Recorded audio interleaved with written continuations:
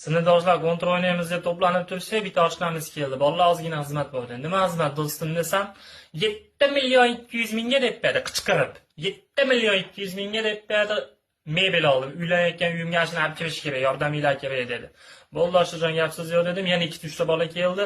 Bolalar ertaga mashinamizga hashar ekan deyasam, hali gap kelib ketib, bolalar 7 million 200 mingga mebel oldim, ashuni ko'tarish so'rasizlar deb berdi.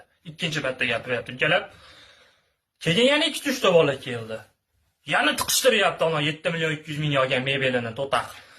Asablar buzilib ketdi, kontrdan tugatdik, chiqdik. Ertasi kuni 5-6 kishi to'planib bordik, uyini taqillatsa, dadasi ochyapti. Assalomu alaykum tog'a.